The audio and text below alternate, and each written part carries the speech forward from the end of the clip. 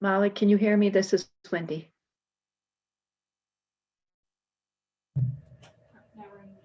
Yes, Wendy, we can hear you. Oh, we need to turn this off, sorry. Molly, can you hear me? Hear us, Wendy? We can hear you. She can't hear you. She didn't say anything. Wendy, is your volume up? Probably not. Here, we'll do it in the chat. Do you need to go to the Echo? Wait, no, you're on the Polycom? What's that Yeti stereo? Oh, that's the big That's one. the big one. Is it in here? It's right in front of you. Ah, is it on? It is. It's showing that we're. The lights Our mics are on. The lights on. Your volume. Wait, what's mute do? iPhone.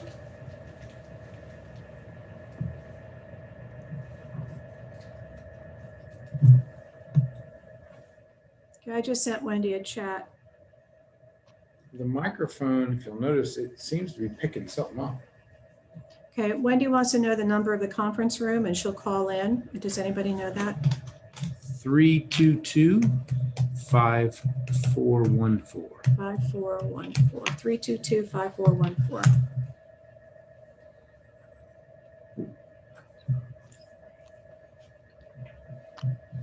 Can you all hear me now? We can hear you. Can you hear us?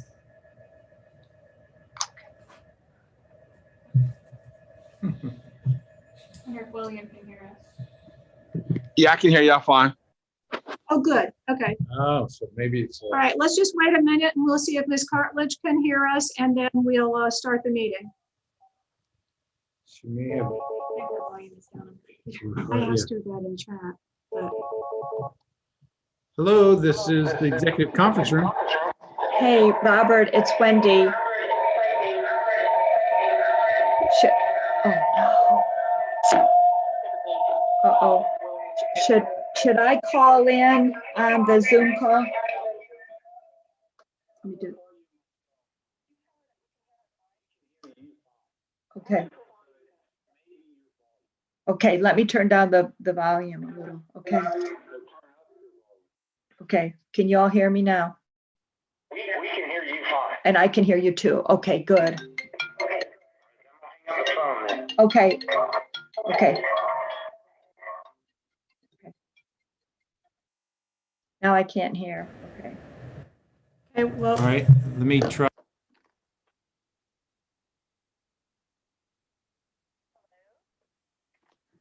Hey, this is Wendy. I'm in a meeting right now. Can I call you back? Can hear us. yeah. But Will, you said you can hear us, right? Okay, yeah, I'll call back after this meeting. Thanks, bye. Bye. Yeah, I Okay. can hear. Okay, thank you, Mr. Smith. Okay, we're going to try to get Ms. Cartledge. Mr. Odding's going to work on that. Why don't we go ahead and get the meeting started? Okay, There's let's try no- again. Hey, so In we the can hear meantime. you, everything you're saying.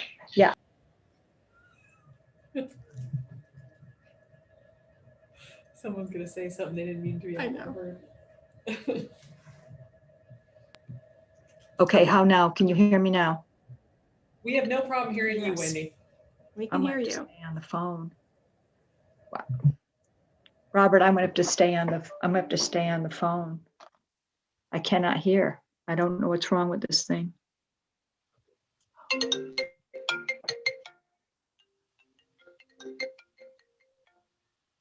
Hey, I don't know what's wrong with this computer, but you can hear me. So should I mute my Bring it. computer now? Yeah, if you can't hear us, I'll just hold my Can phone. you tell her Okay. that call in to the meeting as well Or on you her can phone? call into the meeting on your phone. Okay, I'll call into the meeting on the phone. I'm sorry about this, show. I'll do it right now. Thanks, Robert. Okay, thank you.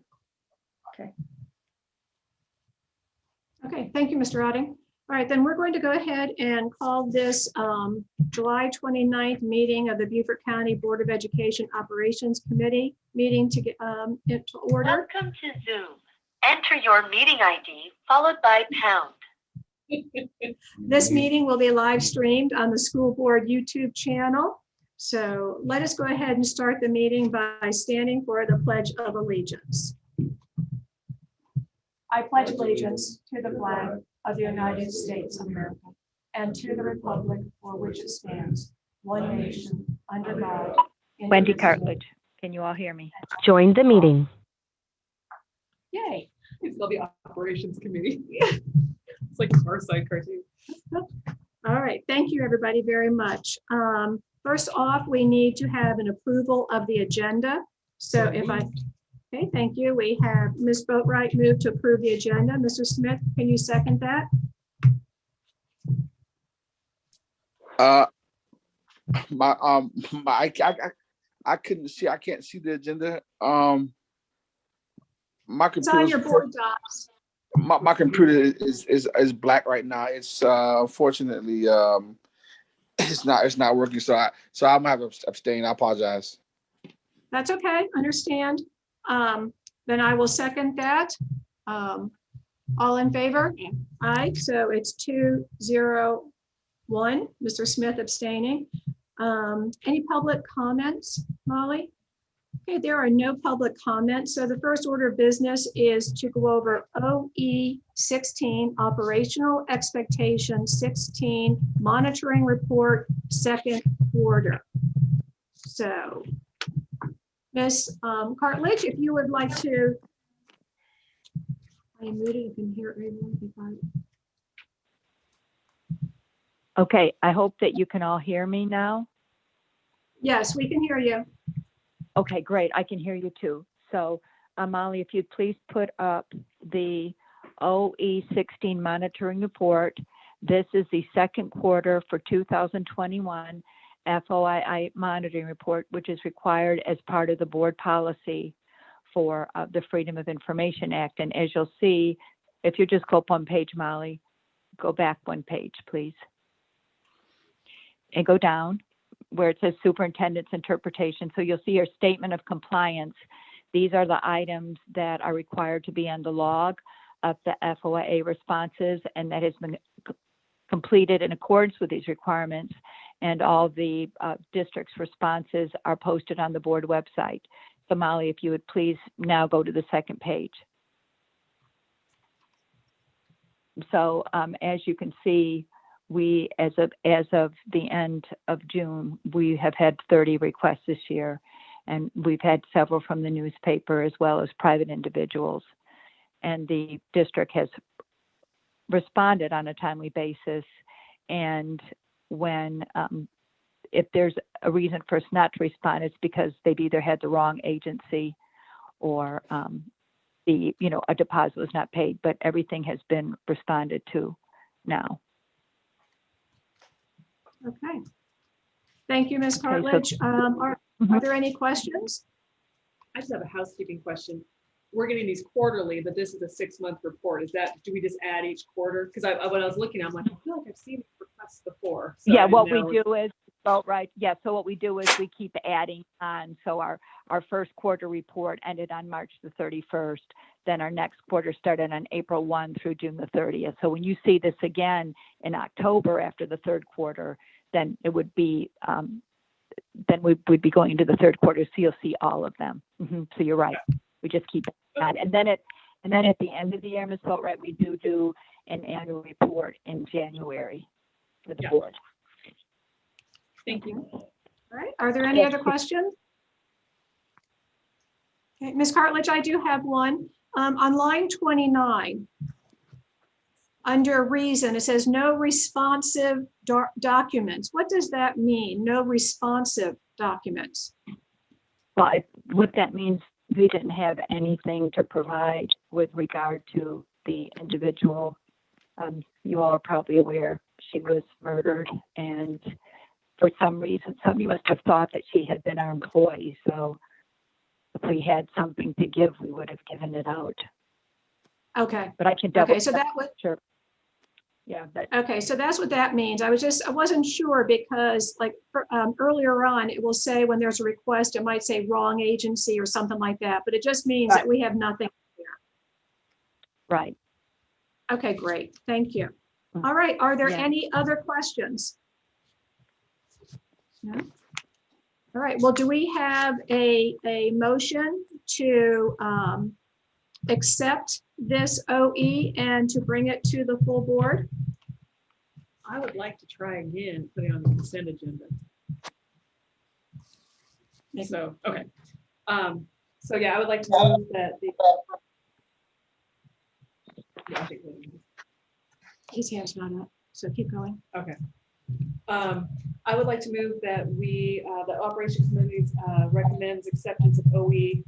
Well, it's not, what is it It's called? not, it's a Monitoring quarterly report. report. The Yeah. quarterly FOIA monitoring report, and it be placed on the consent agenda for the August 3rd meeting. Mr. Smith, would you Uh, second that? I will second it for questioning. Okay, I was- so we have a motion that the operation committee accept the report and place on the consent agenda for the August 3rd board meeting. Okay, discussion, Mr. Smith? Why are we placing it under the consent agenda? My thoughts are this is the type of thing that we can just dispose of quickly because it's available. There's nothing on here that anyone might have questions. And if they do have a question, they can pull it off. But I think the default position should be for this report as it goes on the consent agenda, unless someone finds something on there, just in terms of trying to make the meetings run more efficiently. Yeah, but I can't support that because well, for the first thing, my device is not really working, so I am not really able to look on there and see whether they may be something that I may have a question in, as well as if other board members haven't got this document, then basically I don't think the consent agenda is a place for it. We've never put it on in our past practices. We've never put it on consent agenda before, so I don't think the consent agenda is a place for it. Just to make a long story short, no detail. Thank you. Okay, all right, thank you. All right, so I'm going to call the question that move that the operation committee accept the report and place on the consent agenda. All in favor, say aye. Aye. All opposed? Nay, I'm opposed. Okay. Okay, 2-1, the motion passes. Yes. No, he did for discussion purposes. Mr. Smith did for discussion. All right. All right, the next part is to look at the superintendent's interpretation of OE 16. Ms. Cartledge? Yes, thank you. Dr. Rodriguez has viewed the FOIA and the board's policy, and he is very adamant that we comply with the FOIA. And as you can see, when you look down below, one, he's going to ensure that we respond in accordance with the board's directive, items A through H. And that number two, that we track by calendar year and report quarterly and an annual report. If you move down a little bit, Molly, please. Thank you. So as you see here, one of the things I really like about Beaufort County School District is that this district promotes open government and organizational accountability, and our requests are all posted on the internet. A lot of districts don't do that, but with his interpretation, he will ensure that we comply with the law, because the statutory requirements are very specific. So we comply with those laws. Also, if it's an issue of FERPA, or health information or something, we aren't going to post that because that's prohibited from being posted on the line. And on our website, we have all of the response guidelines and the fee schedule are posted for the public to see. So those are all listed there. And then the monitoring indicators, Ms. Molly, if you could please move down a little bit more on there. We respond on a timely basis to the requests, and that we comply with OE 16. So, and Mr. Smith, if you still are having trouble seeing things, Molly can email it to you or something. That would help you. Yes, thank you, Okay, Ms. I think Cartledge. Yeah.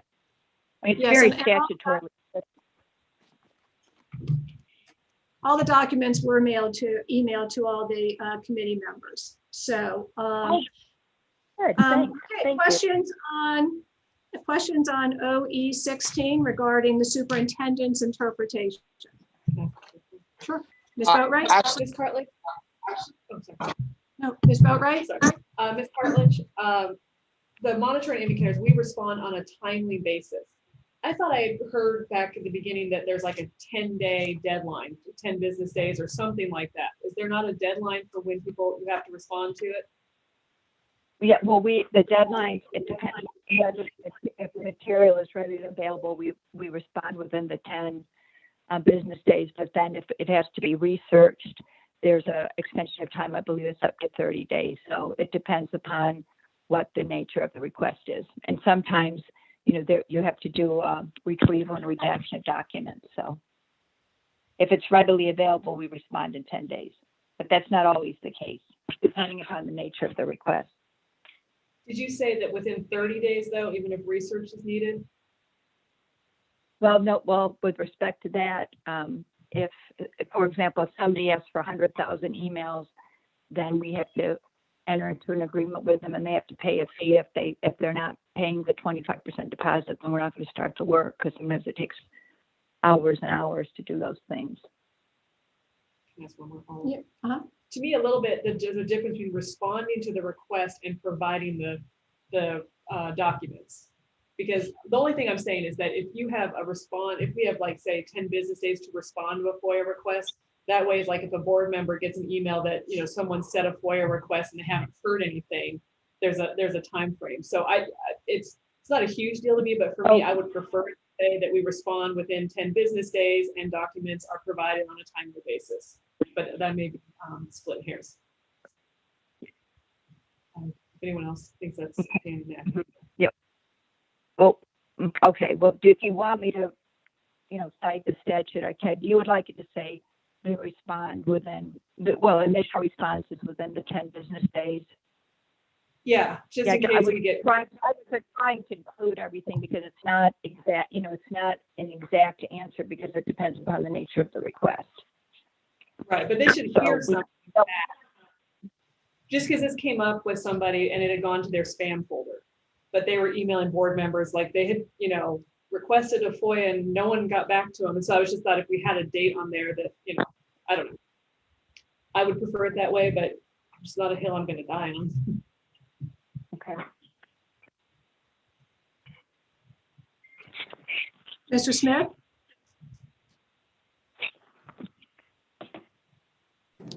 No, I definitely agree with what Mrs. Boatwright is saying. Along with the notion that they will be responded to within 10 days, but also within the understanding the process of what goes on I believe is what needs to be followed, and along with understanding the process that there should be a time frame exactly spelled out in there on how long this process should take. So not that it will be done. I disagree with the part about it will be done in a timely. What does timely mean? What does that look like? Can someone help me understand that? Sure. So let's go back and look at the chart. Let's look at that. Go a little bit above there, Molly, and let's look at the requirements. There's look at A through E. Let's look at A through E. Go down there. Okay. Now go back up. Go back to the prior page. Okay. Yeah, just go to the prior page about what's required. Okay. It says right here, statement of compliance. The current response guidelines and fee schedules are kept on the BCD website, and a log is maintained, including request heard, date received, date responded, average days to respond, amount quoted to respond to request, amount charged to respond to request, subject of request, reason for denial, posting of all responses on the website. Now, if you please go now to the next page, Molly. So as you can see on the chart, the requester's name is listed. The date that it's received is listed. Initial response, number of days to respond, the quote, whether the quote was accepted, when the deposit was received, when the final payment was received, actual date of final response, the topic, whether it was denied, and the reason. So that's very specific requirements in there. So I don't know if you want me to, write out again, when I talk about timely, I can state everything again. If you want me to do that, that the report, lists the name, the date it was received, the date of the initial response, the number of days to respond, the quote. If you want me to go into that detail, I can do that when the meeting is over. But so just let me know what you want me to do. Ms. Boatright? I actually have to say, I was kind of looking at the interpretation. Our OE doesn't have anything about time frame. I just thought we had said something about that back in the day. So I do think your interpretation and the monitoring indicators are in compliance. I was kind of looking at interpretation as part of the OE, but after listening to you and I go back and look at the OE, our OE does not have anything on there about timeliness. But I just remember, I thought I had heard something that there was like you have to respond within so many days. Like just Right, and FOIA. it's actually listed on the website. Those Okay. requirements are listed on the website, so. Well, you've answered my We- question and We can draw add my- that to it. Okay, so I think we've reached consensus here on this. If there are any other comments, Mr. Smith, I see your hand is up. Yes, I was not finished. So right, and my point is that in the old Mr. Smith, we are not able, excuse me, I can't Mr. hear. Smith, we can't understand what you're saying. It's all garbled. No, sir. I just hear, it sounds like a tin can.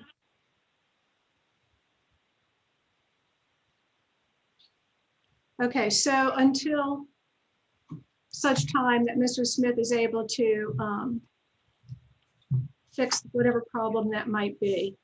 Yeah, so Ms. when- Boatright, your concern has been addressed. Is Yeah, that it correct? was kind of a question / concern, and now it's the question's been answered, and I withdraw my concern. Okay, all right. So leave it the way it is, is that right? I'm fine with it as it is. Okay, thank you. Okay, all right, so, Okay. Ms. Cartledge, tell me, for this superintendent's interpretation, the policy committee is going to bring forward to the board how to handle all of the OE interpretations. So Okay. I was thinking that we might go ahead and vote on the acceptance of this, but not necessarily bring it to the full board until such time that the board has agreed on how to dispense and how to move forward with the OEs, okay? Okay, whatever you want to do. I think if you just wanted to hand it out for information, whatever you want to do is fine. It's fine. Okay, well, let's see, is there a motion from Ms. Boatright or Mr. Smith? At this point in time, I would say that I think that we're putting the cart before the horse. Well, I don't think that we should accept it until we understand what the OE is going to what the OE is going to exactly say with it in terms of the direction.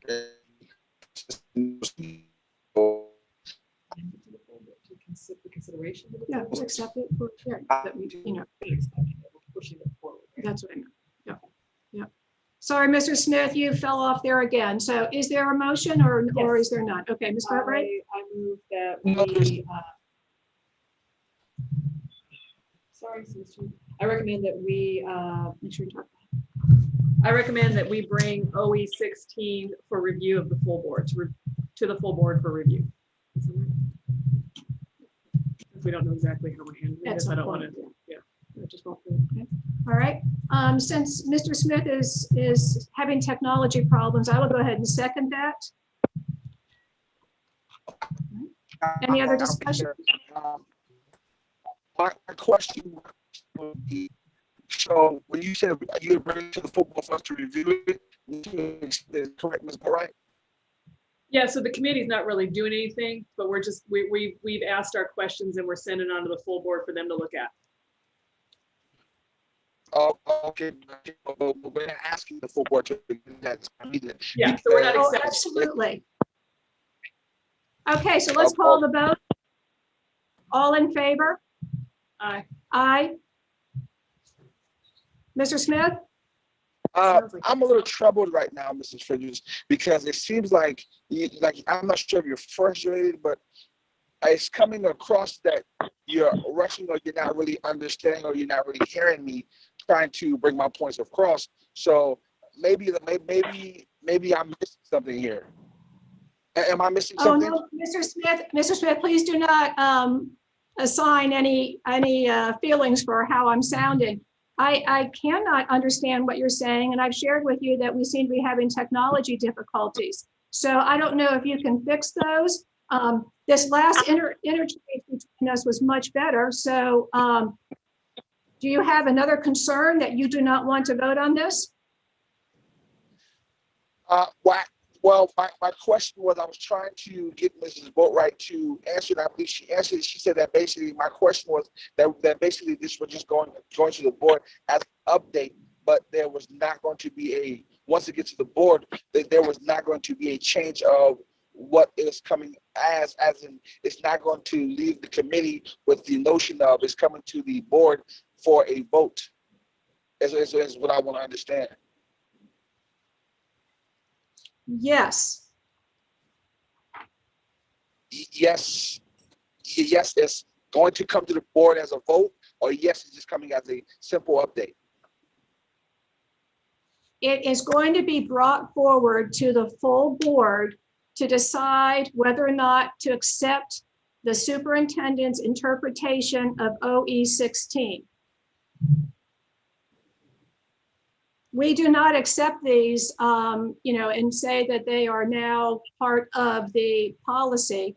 We always have to bring these to the full board. So that's why we're going to call the question. Do you agree that to bring OE 16 to the full board for review? Okay, call the question. Ms. Boatwright? Yes, I. Aye. Mr. Smith? I'm going to abstain. Okay. All right, thank you. All right, the next item on our agenda is the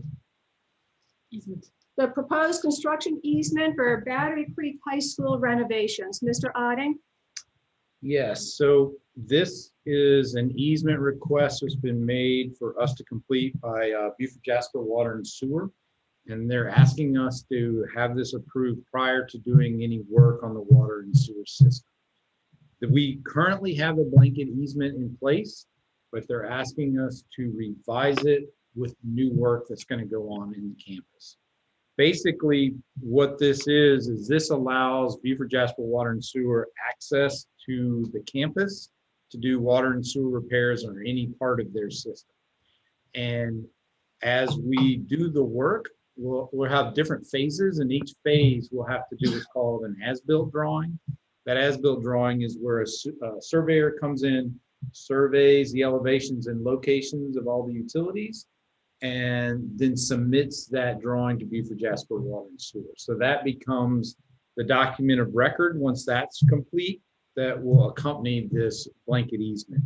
And it says that in the first line, for the most part, below all the notifications, that specific locations of all future water and wastewater lines are to be mutually agreed upon by both the grantor and the authority.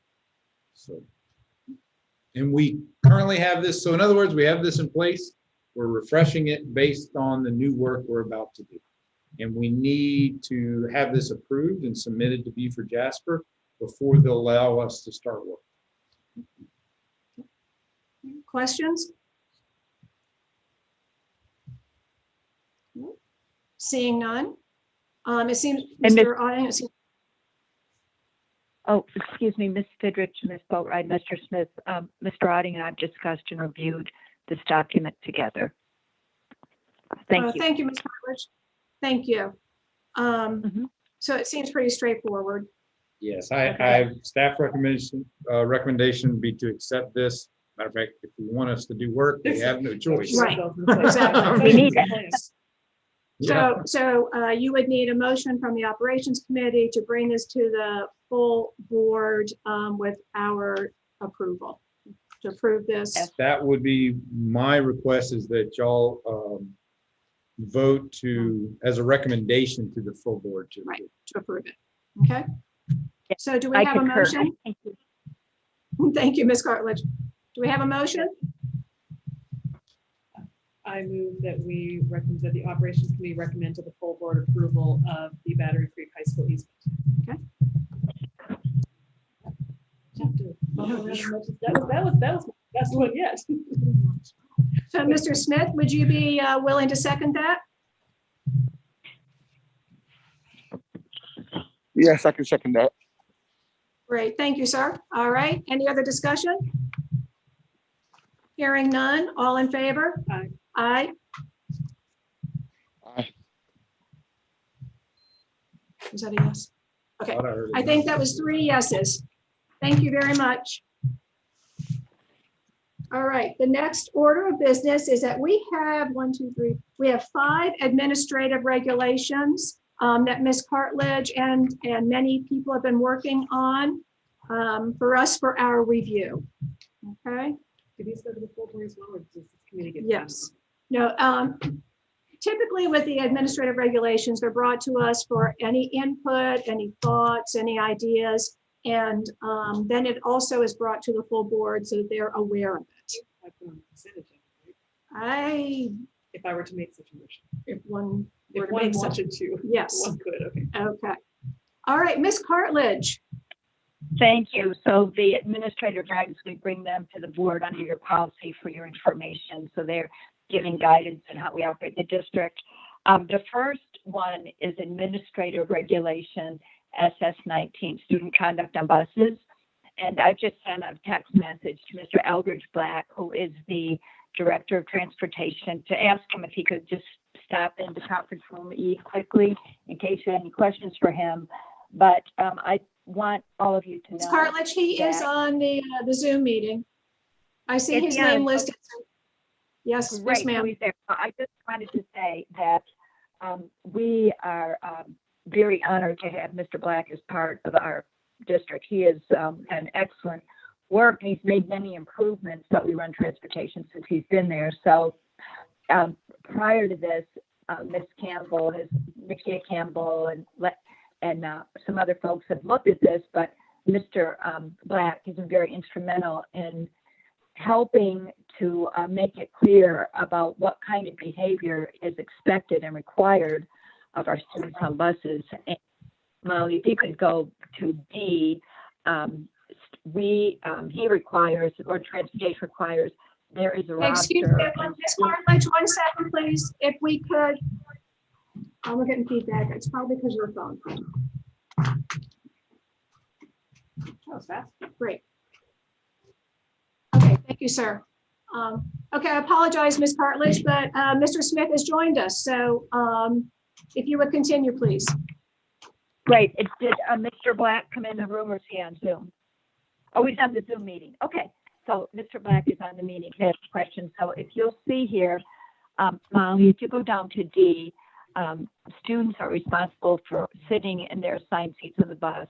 And this is very important that sometimes we have substitute drivers, but we need to know where students are. They have got to sit in their seats. And Mr. Black, he can answer your questions, but he's implemented a system on Google Docs that in the event there is some type of misconduct on the bus or there's a problem, that the bus driver will do a report on Google Docs that will be on the bus, or if Google Docs is unavailable, there is a district bus conduct report form, and that's going to be completed at the end of the bus route and will immediately be reported to the principal or assistant principal.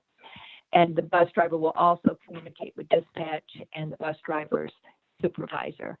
So it's very important that these issues be addressed immediately, and students can be subject to discipline pursuant to the student code of conduct. We also added a line about students will follow BCSD health and safety protocols as required, and they seem to be ever changing these days. Mr. Black, you may at this point want to take over the conversation with respect to student conduct on buses, and these are excellent requirements that are in there. So if you'd like to speak briefly, Mr. Black, about the behavior that is expected by students to behave in a respectful, courteous manner at all times. Okay, Just thank leave you. it. Okay, thank you, Wendy. What we did was model what was in the classroom and behavior that is expected within the school. We expect that the bus would be an extension of the classroom. So we didn't want to reinvent the wheel. We just said that we would model the behavior that we would expect. And other than that, there was a few minor changes along in the way. Wendy and I worked together to talk about, where the students should be just when they're entering and getting off the bus, and then that there was a safety zone around the bus and any other, and the extremities of their hands and body parts shouldn't be outside the window at any time, versus when we looked at it, it said when the bus was in motion. So we did a amendment there because students could still get hurt. And that was the gist of it, but we just tried to make it an extension of the classroom, and we tried to be more timely. When Wendy mentioned the Google Docs, now we have the ability. We took this not the COVID year, but the year before last, to get our staff used to using email. So now we did a better job with notification and the timeliness of a report. So now it goes into the principal email system, but now we got to redo it because there's been some reassignments, but it goes directly to their emails, and now they'll have that. We do have a few staff members that are not proficient with with email or have access to email, so therefore we had to, remain with the documents. But if there's anyone that has questions, I'll be more than, just answer questions versus trying to tell you about everything. Yeah, and then what we were trying to do here, board members and Robert, is we want to prevent accidents on the bus. And when I worked at the Department of Education, part of my responsibilities there was monitoring all of the bus accidents that took place. And every time there was an accident, we did an after action analysis to determine what can we do to prevent this from happening in the future. So a lot of these items that are listed in here, the reason they're in there is to protect our students and keep them safe, and also to keep the bus drivers safe and to keep all the students safe, because roads are dangerous and we don't want anyone getting hurt. So that was our goal in making these requirements. Okay. Thank you. Time for questions? Yeah, I do have a question. In preparing this document, did y'all include any bus drivers in the process of preparing the document? Well, these. Go ahead, Wendy. I mean, No, this was. You go ahead, Albert, and I'll speak when you're finished. You go ahead. On this time around, in this period of time, I'm gonna say no. I don't know what happened prior to my being here, but in this here, we just went back through what was already in place and enhanced or improved on what was already in place. So, if to answer your question in the short term, under my leadership, no. Now, what was prior to that, I'm not sure, Mr. Smith. And with respect to all these items that we added, Mr. Smith, many of these requirements here are as a result of my prior experience in dealing, working with bus drivers and transportation directors of prior accidents that occurred to prevent future accidents. So I actually worked on those cases for about 12 years. So a long history of seeing bad things happen and trying to avoid them from happening in Beaufort. Okay.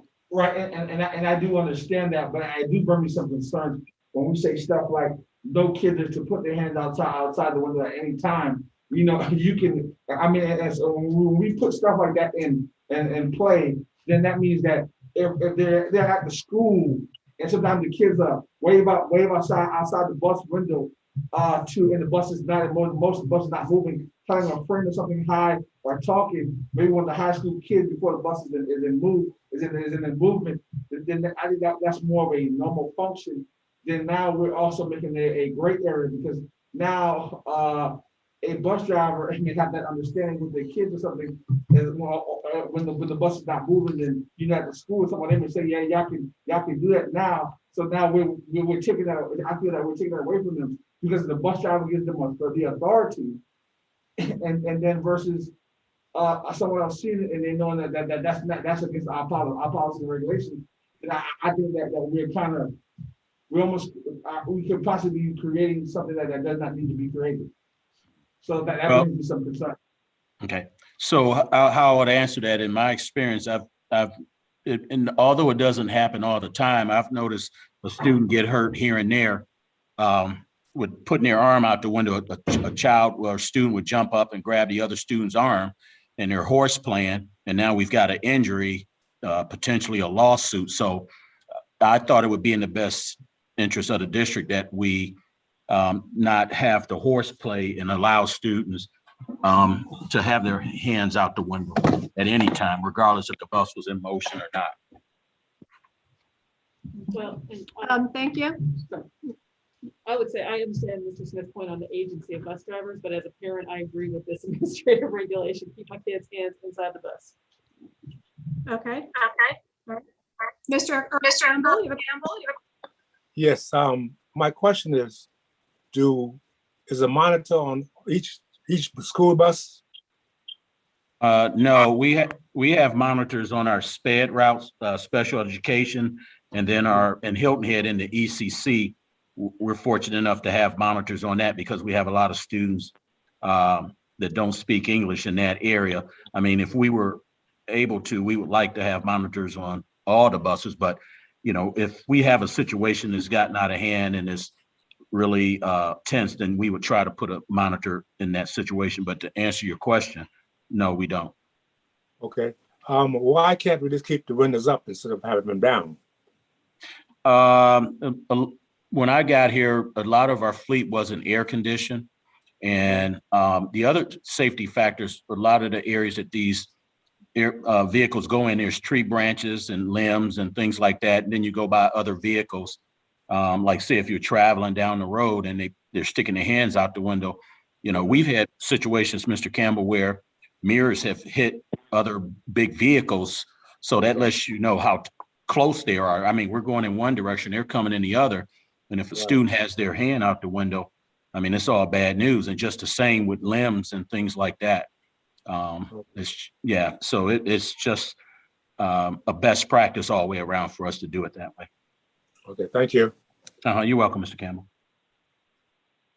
Well, one thing. Mr. Smith? One thing I think that I think in the future, making this document, I think that we should possibly have some bus drivers to give out their expertise, because they're actually on the road and who are involved in the actual process of driving the buses. And I think having their buy-in and their understanding of things will be very, very, very valuable and very important. So I think that in making an instrument like this, we should have their buy-in as well when it comes to the operators of the buses. Okay. A point of interest too, we do have a safety person on staff that we did make sure we got her input as well. So, and that's what she does. And then she goes to the state conferences every year.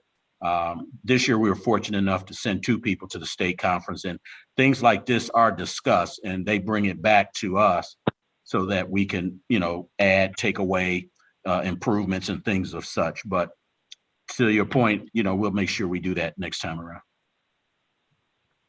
Mr. Otting? So one of the things I think we could do, Mr. Smith, to address your question, and Eldridge, is we have our driver in-service coming up, and we could go over this document with them and just let them know about it and ask, if they have any questions, comments, or concerns, get that input from them. Thank you. Okay. I definitely do that, because that way they'll be aware of any change that was made at that time. Yep, we can do Okay. that. Put that Yeah, we on do. the agenda, Eldridge. Just to let you know, Mr. Smith and Robert, it is on the agenda to go over the AR reg. Wendy and I had already discussed that, to go over the AR reg. Excellent. Excellent, thank you. I do have a question. On letter 1, letter D, it says students are responsible for sitting in their assigned seats on the bus. Are there assigned seats, or was that just done, because of COVID? It's both, actually. We have a software now that we're able to do it and give it to the prince. It was very hard to maintain manually because of the changes that would happen and things like that. But to answer your question, it was done for COVID for tracing. But this year, I believe we'll do a better job to carry it over into our, new school year. So, our staff has gotten more comfortable with, managing that, so yeah, it's to answer your Okay, so- question, yes to both.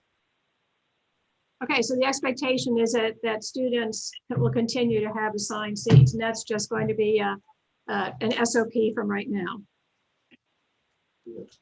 Yes, if The I standard understand. oper- Yes, it- yeah, it's they're required to have assigned seats.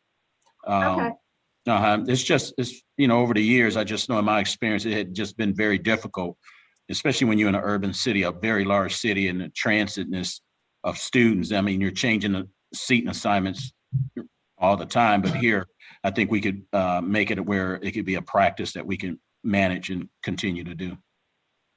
excellent. Okay, thank you. Are there any other questions or comments? No? Well, my question is, this is what is this document today? This is SS 19. SS19, and basically so the regulation is they're updating us with this, bring this forward, and we're taking this to the board just to put our signature, our thumb on it. Right. Okay. So, Ms. Cartledge always brings the ARs to the Right, board, I know and that. so, Yeah, and the reason why I'm asking is because I know she did say that, Mrs. Fisher did say that that she emailed us the email. Yeah, it was on yesterday, but I did have some death in my family, so I wasn't able to get to that stuff yesterday. And I also realized that my system is not working, so I didn't have a chance to get over these on yesterday for today's meeting. So it was unfortunate that we got them on yesterday for today's meeting. So yeah, but so that's why I'm asking these questions, to be understood exactly clear on what we're doing. Yeah. So with that, I will support pushing it to the taking it to the full board. But if I do have some other questions, then I will proceed to ask those questions. Just to put just to make sure everyone's on the same page at the full board meeting. so would you like to make a motion, Mr. Smith? Sure. No problem.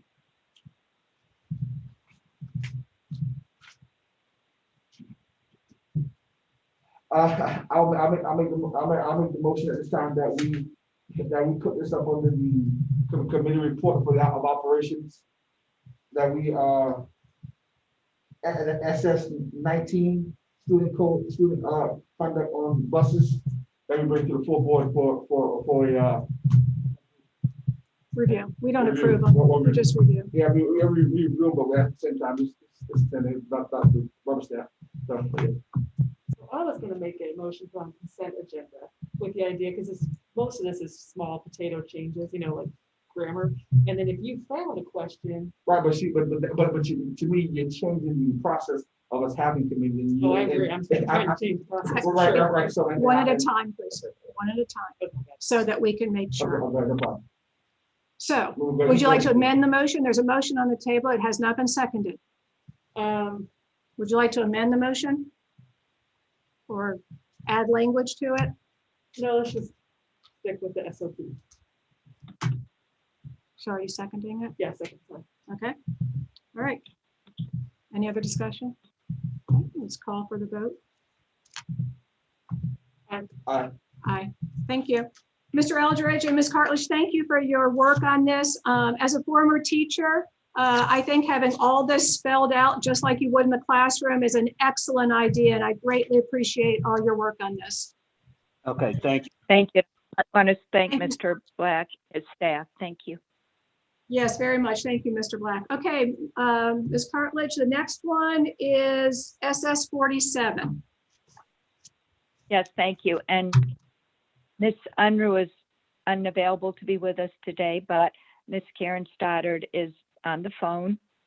And we have been working on this document together and are bringing it to you to inform you that now under Medicaid, the language that's used is called an individual treatment plan. And I wanted to thank both Ms. Unruh and Ms. Stoddard for their help. We have added in here definitions to make it clear to everybody. And Molly, if you could please move the document. So you see there for medication, medical equipment, and individual healthcare plan, individual treatment plan. Ms. Unruh and Ms. Stoddard had very good additions here, especially about the permission for self-monitoring or self-medicating. It's effective for the school year, and it's got to be renewed each year by the, it has to be reviewed by the school and by the nurses, and the assessment for elementary students is completed by the school nurse, and a determination is made from the nursing assessment whether the student is able to self-monitor and self-medicate. And then we're using the word practitioner now instead of provider. And all medication that the student carries has to be in a container that's appropriately labeled by the pharmacist who fills the prescription. And then if you'll go down to D here, and Ms. Unruh, Ms. Stoddard, they want to make sure that all documents are properly filed. And the parent, legal guardian, and student, if appropriate, will authorize the school, to share this information with school staff who have a legitimate educational need to be aware of it. And then as you go down farther there, and I also did want to let you know that we did review it with Dr. White too. We want to get her feedback, so we have, she's aware of all these too. And then there's components for it. And now the Medicaid number under number 6, Molly, we have to put the Medicaid number in. And Ms. Stoddard and Ms. Unruh, I want to thank them because they added the information with regarding the 504 plan and the process that has to be followed there. And if you would keep going, Ms. Molly, thank you. The next page. And the school nurse is going to always be involved in the development of the plan. And we added the code of regulations, the South Carolina Code of Regulations. And we also added a document from the South Carolina Department of Education about frequently asked questions about individual healthcare plans. And when we get we have to do a new crossover now because we have all new board policies. We used to have a crossover with our old board policies. So we still haven't finished developing that yet, but we'll be adding the policies when we have that crossover completed. But Ms. Stoddard is here, and she's glad to answer any questions you might have. And thank you so much, Ms. Stoddard, for being with us today. I really appreciate it. Yes, thank you, Ms. Stoddard. Greatly appreciated. Okay, are there any questions from the committee members or other board members that are here? Ms. Boatwright? Can you update me? What's the policy on someone taking over-the-counter medicine? Are they allowed to take Tylenol? Because I know this has changed a lot. Can they bring like Tylenol in their book bag and take Tylenol, or do they have to go to the nurse to get Tylenol? Yeah, great question. No, our policy for Beaufort County School District states that we have a health care plan. We also have a health card that every parent should fill out during registration. And during that time, they can sign off whether their child has been given permission to take Tylenol or ibuprofen. And they must come to the nurse for an assessment. If a child needs Tylenol or Motrin in the school setting, we want to take that child in and make an assessment. Are they running a fever? Why do they need that Tylenol or Motrin? And we do not want to risk with Beaufort County School District, maybe that child, that teenager handing a couple of Tylenol to Susie or John, or I'm taking some, it makes me feel great, why don't you take some? So no, absolutely not. Tylenol and Motrin are given very freely from the nurse's office after an assessment if the parent has signed off to give that their child may have that medication. The other thing the nurses do is they give the medication according to their weight, which is super important for elementary school students, and they cancel that student. Sometimes children will come in and want Tylenol for a stomach ache, and the nurse will look at them and say, have you eaten lunch? Have you eaten breakfast? And rather than give them medication, we try to provide some education for that student, and nurses keep a lot of granola bars, juice, in their office and try to fulfill that need versus medication. Yeah, you and I have two different concerns. So the OTC medications, they have to go to the nurse. Will they be able to keep their pill bottles on their person, or will the pills be kept with the nurse? Because what I'm a little bit concerned about is high school kids carrying around pills and taking medication, and possibly, I mean, I know, when my kids are in high school, Xanax and other prescription medication are the ones being more abused than street drugs.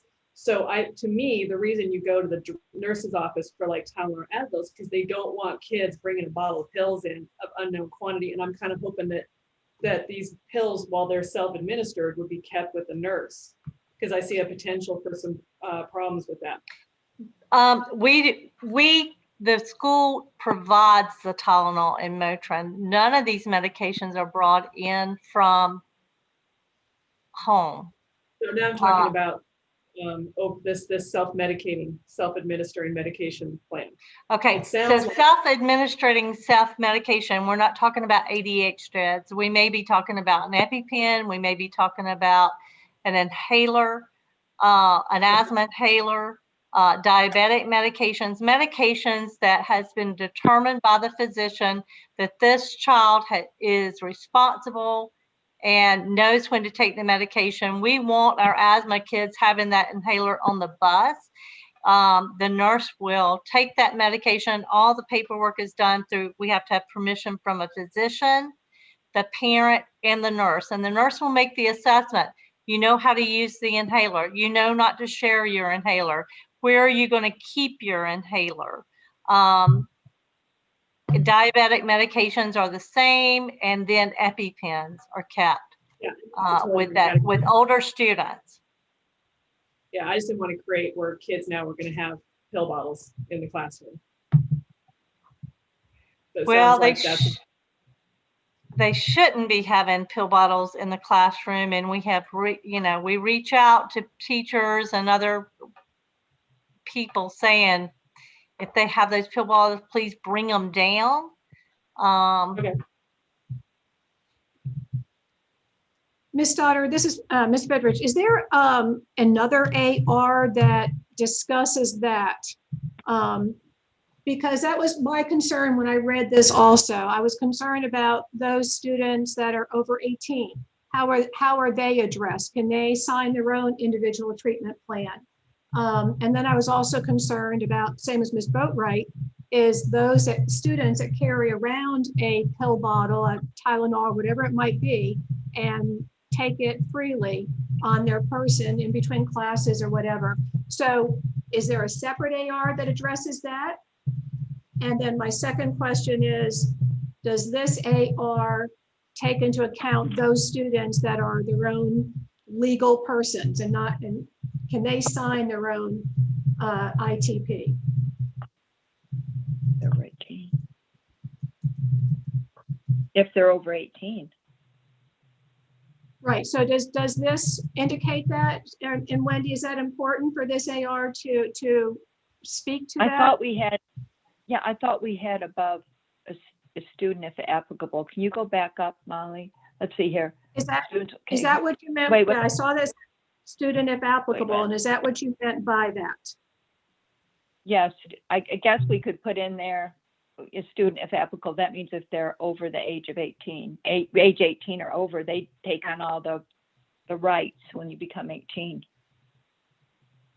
Okay, so I do see in Roman numeral 4, letter F, the parent, legal guardian, and the student, if appropriate, shall authorize. So that's what you mean by if they're over 18. Right. And that covers it enough, Wendy? What you mean for them to sign their own plan? Is that what you're asking? Right, just want to make sure. So that, yes. Because when I read this, Wendy, there are a lot of things that students sign, IGPs, they might even sign their own IEP. And so I just did not know if it meant student would sign that as a participant in this ITP, or if you meant the student on their own could sign this because of their legal age. see what you're saying. So I'm wondering, Karen, do you think we need to add another line in here? Well, it's a question that came to my mind. Yeah.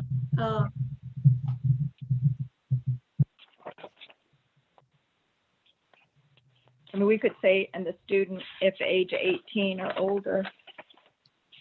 Is it emancipated adults as 18 or over, or is it, I mean, because if they live with their parent, they're still under their parent's authority. Right. They still are under them. I'm looking at the form we have that I have right here doesn't show this particular form doesn't show them signing.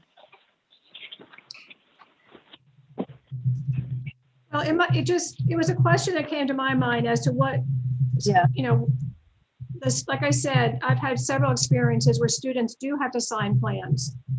And this is a plan. And so do you mean, in this case, the student is old enough to sign his or her own plan? Or the student is a participant in this plan and therefore signs it acknowledging it? Because a student could be a participant even though they're not 18. I mean, they're older. Well, They've been taking. As school nurses, we always encourage the students to participate in their healthcare plan. This is their health. This is part of what nursing is doing in the school. It's educating this kid. If they have asthma, which inhaler do they need? What other processes can we educate them to do?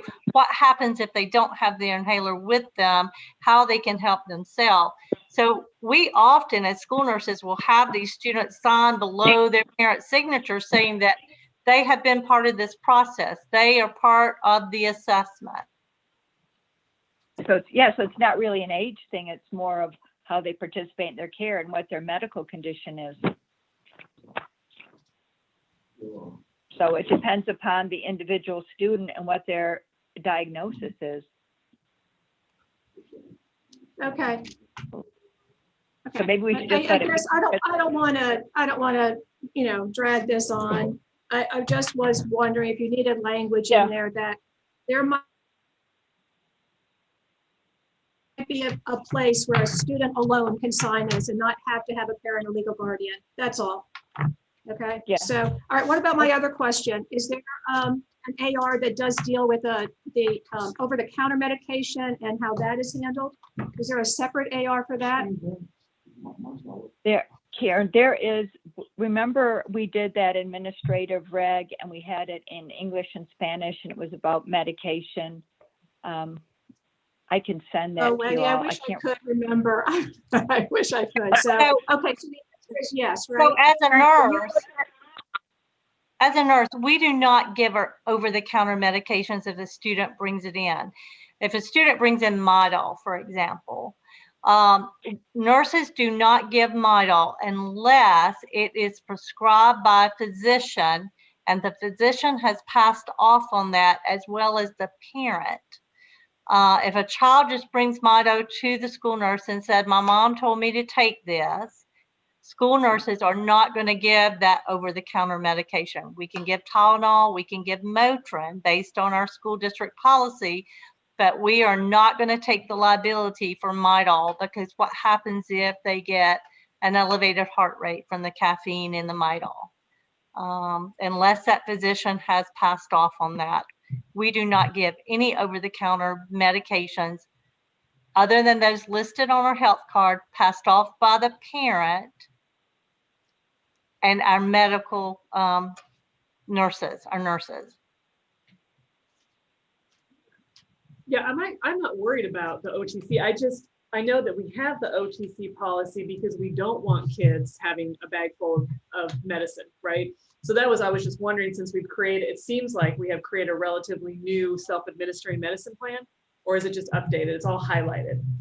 So I got the impression this was something new, and I just wanted to make sure it says original packaging with appropriate pharmacy label, that someone doesn't get some pill bottle and then have other pills in there, you know, because my thing is, I think we've always had it where you have to go to the nurse to take a pill, essentially, right? And it's not in here. I don't know if it needs to be in here, but I can see enterprising high school kids getting an IHP, getting a prescription pill bottle, and then putting bad stuff in it and handing that out. Xanax is handed out routinely at the high schools. Yeah. Pens, they put in- Well, Xanax is a controlled substance. So we would never allow that to be self-administered. No, I'm saying someone brings medication that they've been signed off on and they add Xanax and anyways, it's just one of those things where it's not in here. I don't know if it needs to be, but as a parent more than a board member, I don't really want kids walking around with prescription bottles. And I'd rather let than me board just nurses. say, yeah. And there is the SS 46 E1 English permission medication. There's an SS 46 E1 Spanish permission for medication. And there's an SS 46 assisting students with medications. So there are additional ones, assisting students with medications. And that, remember, we redid that one in April of 2019. So we've got, we're the answer request, is response. other ARs that handle those concerns. So that basically is Yeah, it. that's right. We request Okay. required medication security, conditions prior to discussing medications, current physician statement required for all medications, including non-prescription prescriptions, the prescription medication form, and the prescribed medication delivered to the school nurse. And then it says here, administration of the medications. So there we go. Okay. All So right. that is 46, SS 46. And then, like I said, we do have the form in English and in Spanish too. Right. Okay. All right, Mr. Smith. Okay. Ms. Collins, a quick question. In terms of a student needing Midol, so how would the student go about getting Midol? Do we have an AR to speak to that? Karen, can you- I can, certainly. If a doctor deems that this child needs Midol, that he can write a prescription. The student can then take it to their pharmacist and say, I have a prescription for Midol that I need. They will put their name and label on that, and then they will fill out the appropriate, the physician will say this student can self-monitor or self-medicate. The parent will sign off that the student has this medication, and they will bring those, and we will report that in the their health record that this child is allowed to carry Midol during that menstrual time, perhaps. And that has happened, and as long as they have all the right paperwork and a physician saying that they need Midol. In other words, that physician is going to take the liability if this child has heart palpitations from the extra caffeine. And the nurse is aware that the child is taking Midol. So when she comes in and says, my heart is racing, we will have made an assessment, and we can perhaps call that parent and tell them what's going on. Okay, Mr. Campbell. Well, is Midol an exception because of it being, an immediate need, or is the nurse going to keep the Midol also like she does all the other, prescribed drugs? Usually the nurse takes those drugs, and then when the child needs it, they actually go to the nurse to get it administered. And I'm asking, is Midol an exception? Because it was, nope, the children are not allowed to carry that prescribed drugs around with them either, from my experience. So I think we still have this basic question, Ms. Stoddard and Ms. Cartledge, according, so Mr. Campbell just asked if Midol was an exception, but the bottom line is, so students are allowed to carry around prescribed medication on their person. They are not allowed to carry medications that are considered narcotics or type 3 medications. In other words, we will not allow students to carry ADH meds in a Right. bottle at school. If they need ADH meds, that is a medication that should be given by the nurse and should not ever be carried in a bottle at school. Right. Okay. So what about the Midol though? Okay, if a physician gives permission for Midol, and it's a teenager that's responsible, that can carry that Midol, and the parent agrees to it, then yes, the Midol could be carried in the backpack at the time of the month that the student needs that Midol. Now, there's going to be privileges given, and we will explain to that student, you know, should you give your best friend some Midol and we find out about that, that prescription will be taken away. You have lost your, and they sign off on that they will not share, they will not inappropriately dose or take too many. Is that the board policy or is that just, yeah, I mean. Do you all they want are. that? Should we look at Is it SS 46 ruling about and medication what- administration? Who follows that kind of ruling in terms of, first of all, it's subjective when you say if the student is responsible enough. That's, I mean, I don't see that being something that we can live by. Ms. Cartledge, I think you were trying to say something at the same time Mr. Campbell was speaking. Did you want to Yeah, I'm repeat? sorry. Yeah, I was just going to say, do you all want to look at SS 46, which was revised in April of 2019, and E1 and E3, they have the permission forms in English and Spanish. So I think a lot of the questions may be addressed in that administrative reg. Okay, so I think that for a different time, then we should probably plan on doing that, because I think we have a lot of questions about some things that are not included in this ITP. So the clarity, are we not accepting this and having them to, because we have a lot of questions and have them bring this back, or Well, what will be the one, what? you can make a motion, or what would you recommend, Mr. Smith? Right now, I mean, there have been some valid questions, so I'm on the fence. I think that maybe, I'd like to hear from you two. Because Yeah, I'm not, my concern is just, my understanding as a parent, right, so I'm putting on my parent hat, is that kids cannot have medication on their person in a school building. As a parent, I like that rule, because I don't want kids having bottles of pills on their person that they're taking on their own or handing out in the bathroom. And it's not about the pills that are prescribed, it's about the other pills that someone could slip in there as much as anything. So I don't know, this, when I read this, that kids can now, or students can now self-administer, I was just looking for clarity as to who would have custody of the medication. And my understanding would be that if someone wanted to take their medication, whatever it is, and I know ADHD and narcotics and level 3 medications, you would have to go to the nurse's office. My understanding is that the school retains custody of the medication. Obviously, I think for an inhaler or an EpiPen, I think someone could have it on their person. But for pills, I think that the school should maintain custody, even if under a self-administering plan.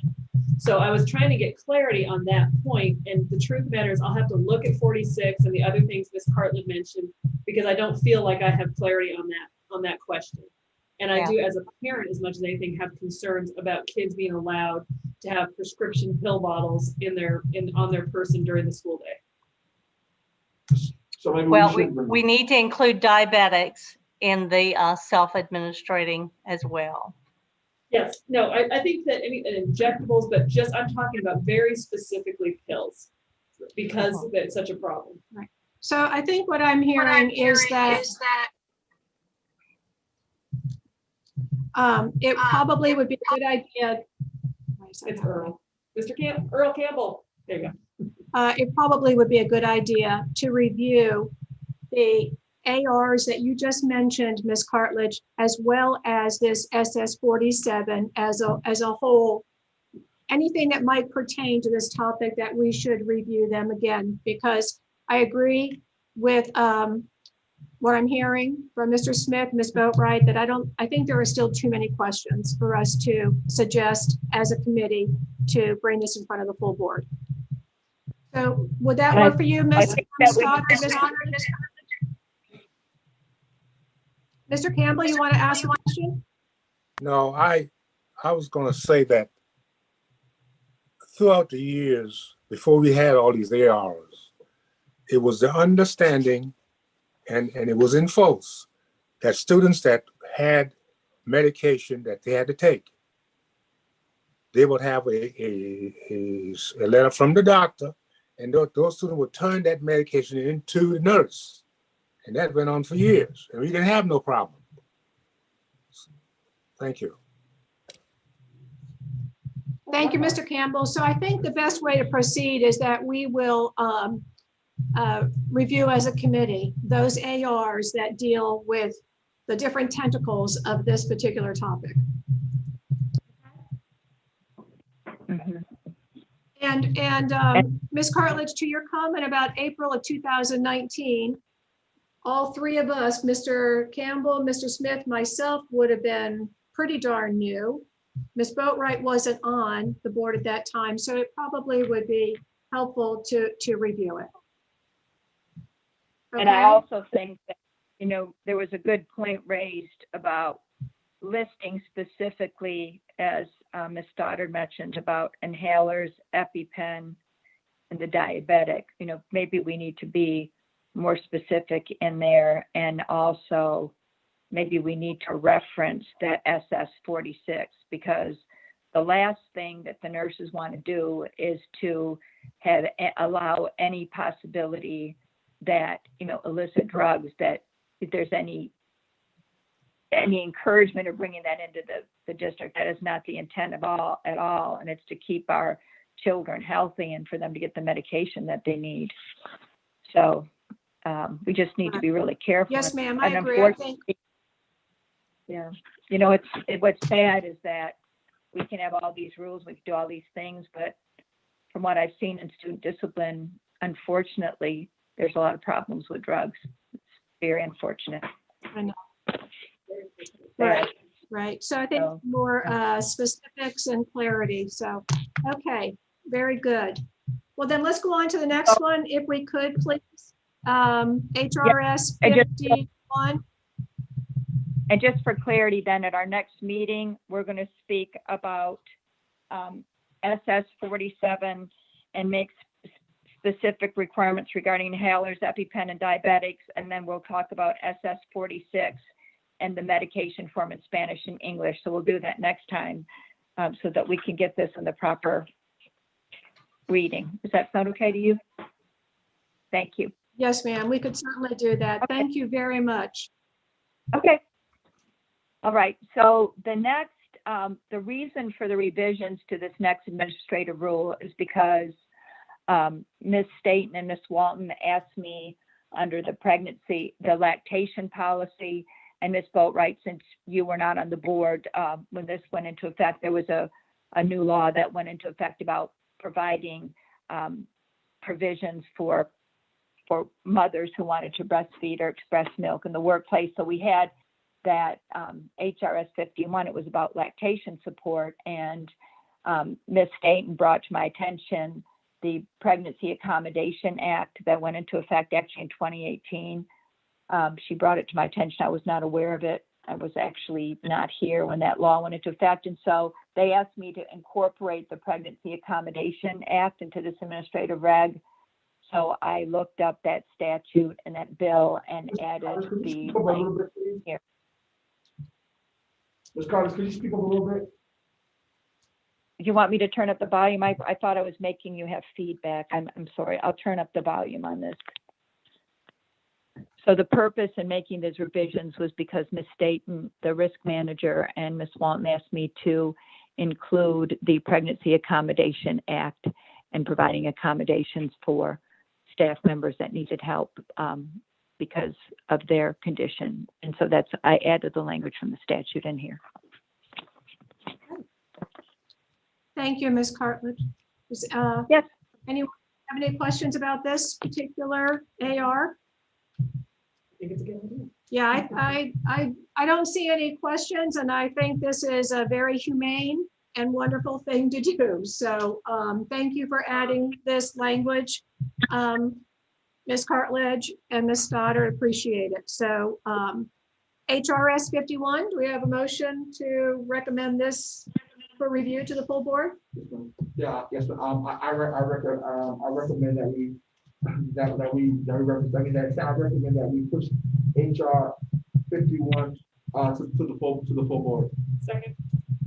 We have a motion to recommend the full board review HRS 51 by Mr. Smith, and a second by Ms. Boatright. HRS 51.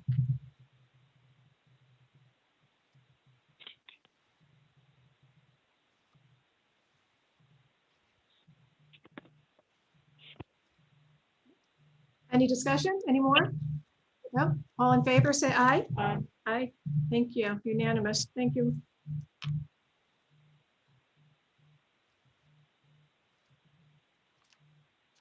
Okay, Ms. Cartledge, HRS 48, the sick leave bank.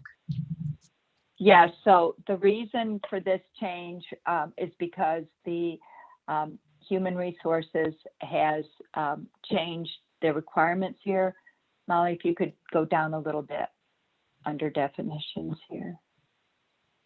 They changed it from 8 days to 6 days. So they wanted, oh, you need to go back up, Molly. I'm sorry. It's in the very beginning of the document. It's one little minor change. It was just that they're changing the number, they're decreasing the number of days. Right there. Oops, up, stop, boom, right there. Okay, right there. They have a bank, and they changed it from 8 days to 6 days. So I changed that as they requested. That's all there is on that. Any questions? Mr. Smith? Could you give me the background? What's the reasoning for changing that? Because it's better for our employees.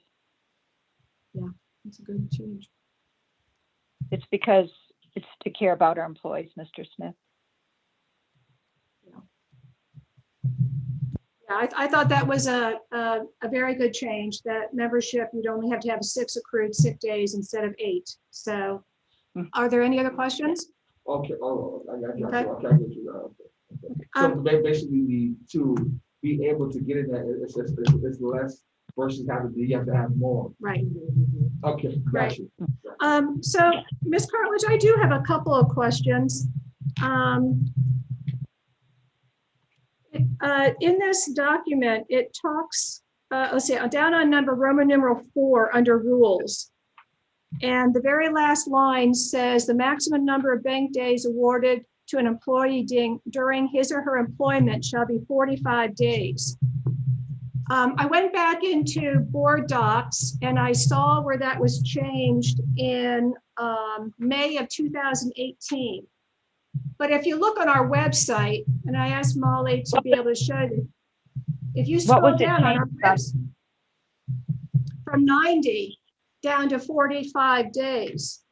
I mean, so if you go on the website, it still says that you are allowed to have 90 days to bank 90 days to be able to take that during your employment instead of 45. I mean, that is huge. If you have worked for our district for 25 years, you're only allowed to have 45 days withdrawn from the bank. But just over 3 years ago in 2018, it used to be 90, and that's what the website still says.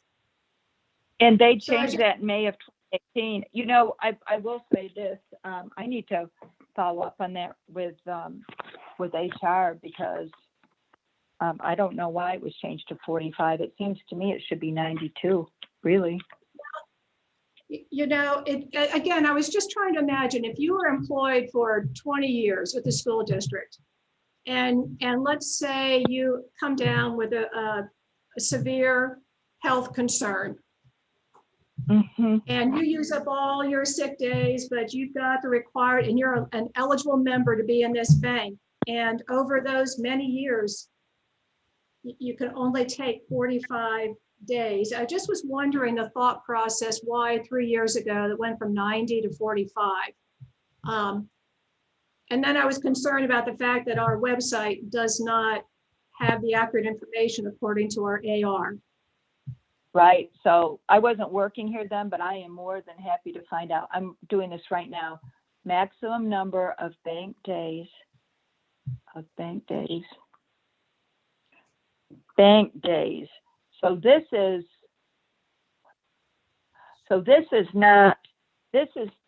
okay. As an employee, you can accrue up to 90 days. No, I think it's an unlimited number of days that you can accrue in your employment as, as a state employee, as a district employee. I don't think that there's any limit on the number of, I think that all employees earn 1.25 days a month, which is 15 days a year. So I don't think that can ever be cut off on the number of days that you can earn in your sick leave. I don't think, but I need to find out.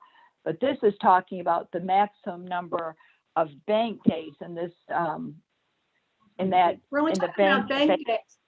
Right. Yeah, the bank days is like where people are contributing to a sick leave bank. Okay, the maximum number of bank days awarded to an employee will be 90 days. And you said it was changed in May from 90 to 45, but I can find out about that. Okay, so our current AR that we are the current AR that we are reading today says 45 days. Our district website is 90 days. And I went back in the documents in May of 2018. That's when it was changed from 90 down to 45. Okay. So, well, I can check with HR and find out. okay. So let me try to find out, because I don't know the answer to your question, but I want to find out. Okay, so it makes me wonder about that. And then also the other question I had was, it talks about an annual report is sent out to the membership and to the superintendent. Let's see, annual report. And I was wondering, where is that annual report? So Roman numeral 9, the bank committee shall be responsible for providing an annual report to the membership and the superintendent. The report will include the number of requests approved and disapproved, and the number of days remaining in the bank. I don't know that I've ever seen that report. And I was wondering if you knew, where is that report published? I went online. I did not see it in the annual human resources report that we get every year. So do you know where we can find that report? I'll find out. Okay. I think some of that information, Ms. Cartledge, will help us understand maybe a change from 90 to 45, especially if there's a decrease in the number of total days that are in the bank. I don't know. I'm trying to find a reason. I know.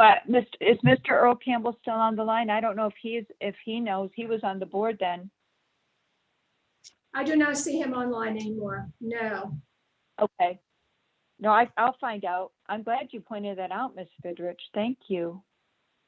Well, and I think that too, this committee that is comprised of teachers, building level administrators, this is such a fabulous thing to have, but I almost feel like this bank is shrouded in secrecy. Like, people really don't understand it.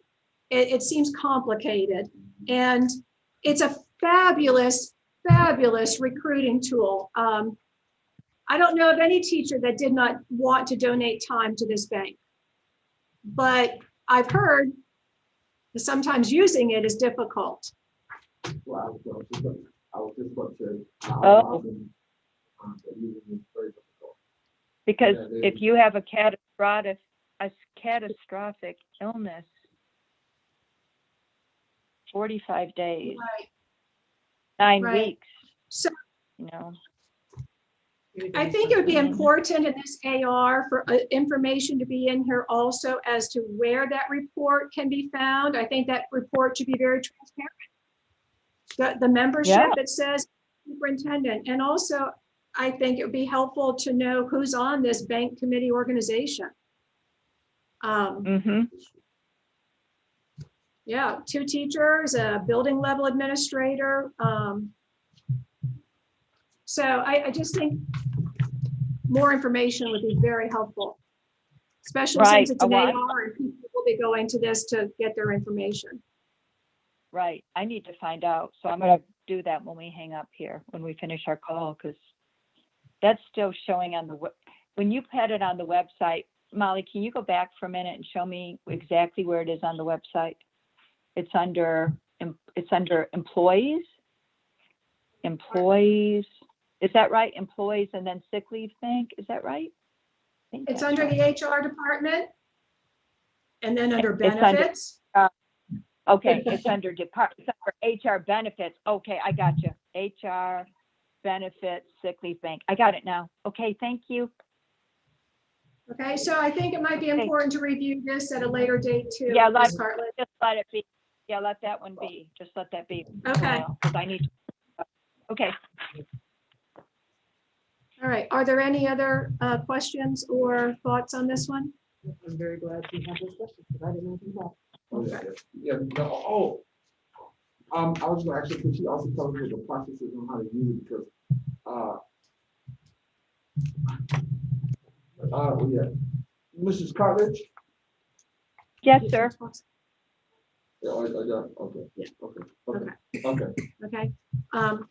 Okay, I think we're good, Ms. Cartledge. All right, can we move on to HRS 11, employee health?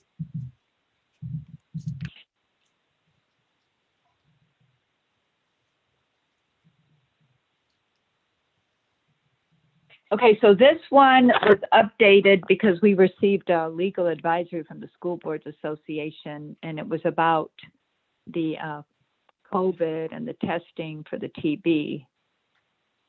And so I added that information that I received from the School Boards Association. And then I added some language about not discriminating under Staff Health A. Because I want to make sure that everybody is treated with dignity and respect, and that there is no discrimination with respect to, our staff. These are Okay. sensitive subjects. Okay. Yes, ma'am. All right, Ms. Boatright has a question. I have 2. One's kind of a housekeeping question about tuberculosis. It says providing evidence of their vaccination status. We don't have a vaccine for tuberculosis. I mean, we kind of do, but it's pretty obscure, only for like certain healthcare providers. So I don't know if that was going somewhere else. Where is that? Can you? Oh, cite- sorry. Section 4, tuberculosis, number A.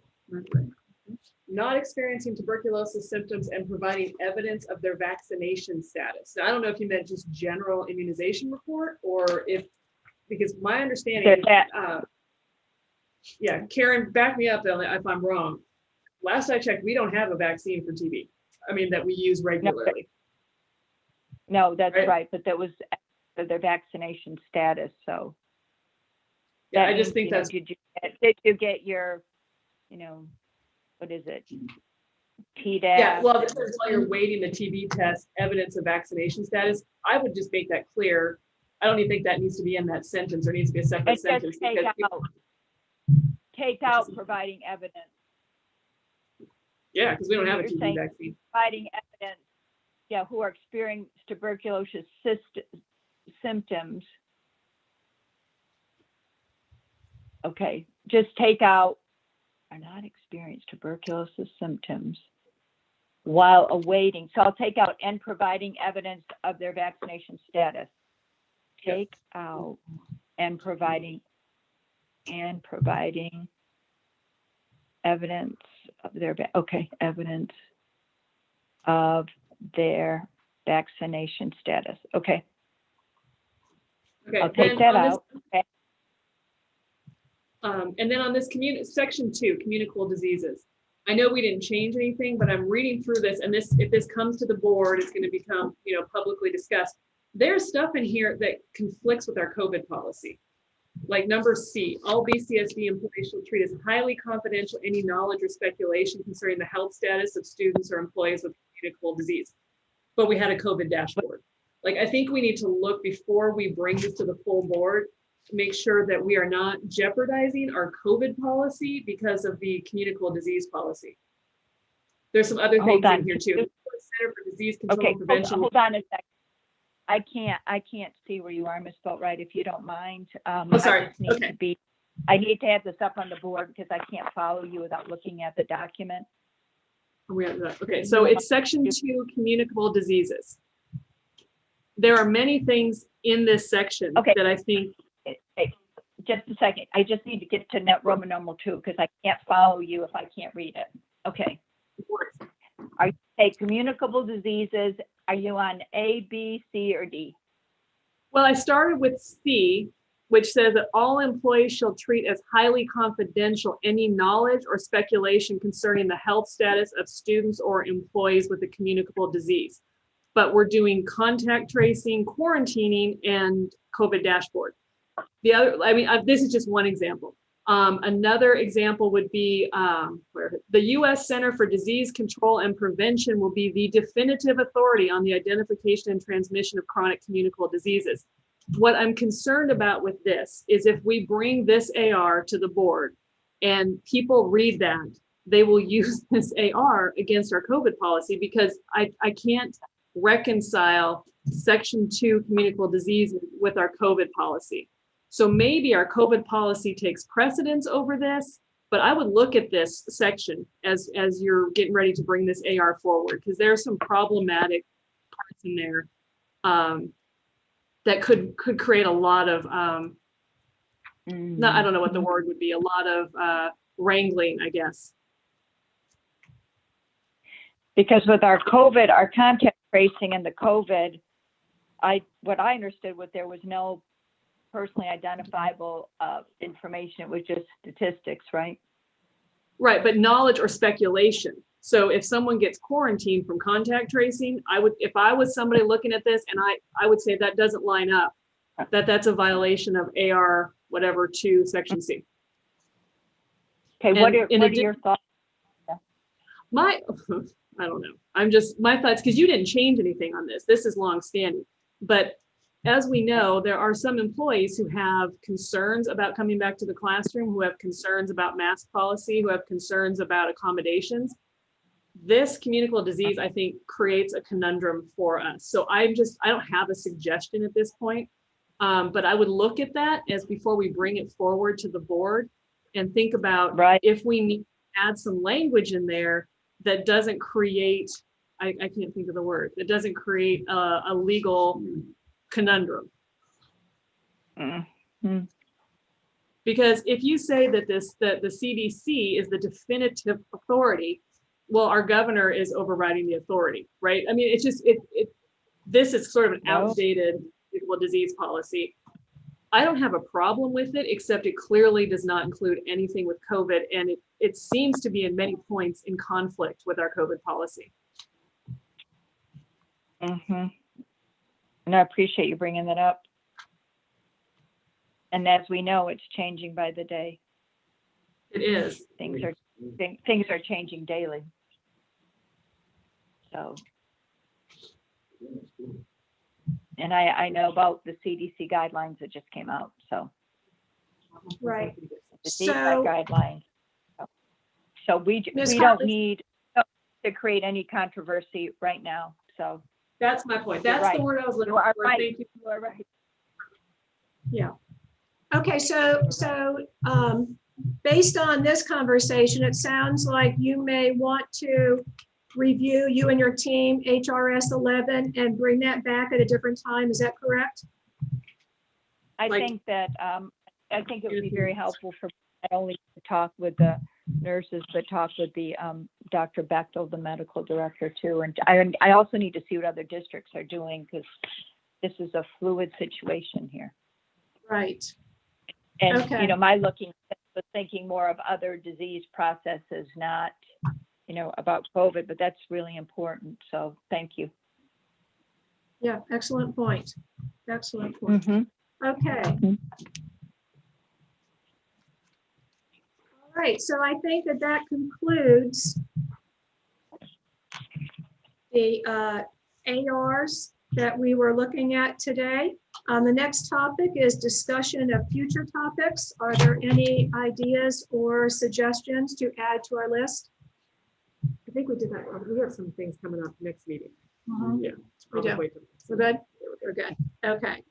I mean, there wasn't on the last, you already have a list together, right? Yeah, Molly, Robin's keeping it. She's got a list. I would like to add one more. Okay. Which has funding of propane fueling station using 8%. Also, that reminds me though, and this doesn't have to go next week, but something to keep in our minds. I've gotten a couple questions about electric car charging, which is like the most Hilton Head request ever, right? But kids are starting to drive more cars and more cars are becoming electric. So we may need to look at adding charging stations to our schools. We have not looked into that. I know. Not yet. I'm just throwing it against. Well, it would be a good thing as part of the plan for future renovation of school buildings. Yeah. I just think we should start maybe looking at that. Maybe we can make money. Right. So just to review before we close this meeting, we are bringing forward to the board for the next board meeting, the OE16 monitoring report, right? The OE16 by Mel, superintendent's interpretation.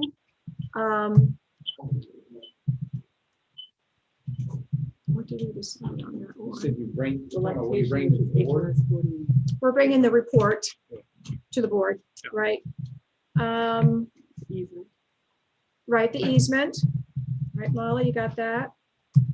The student conduct on buses, the pregnancy and lactation. That we have? Okay, had one on consent agenda, one not. They didn't get, it didn't. Neither one. okay. Anything else? All right, Ms. Snyder, thank you very much for joining us. Ms. Cartledge? Thank you, Ms. Yes, Snyder. ma'am? I just wanted to add, I put it on the chat that we need to do the safety and security OE, and then I need to get with the nurses and on these ARs that you had questions about, I need to get clarification on these and work on them some more. So we should bring them up at our next meeting, if we could. Okay. All right, yes, before our next meeting, I will be sending out an email just for agenda topics and we'll make sure that gets on there, okay? Right, as well as All right. talking about S46. Thank you. Yes, ma'am. Okay. All right, everybody, thank you very much. A motion to adjourn. I'll make a motion to adjourn. All in favor? Aye. Thanks, everyone. So this is just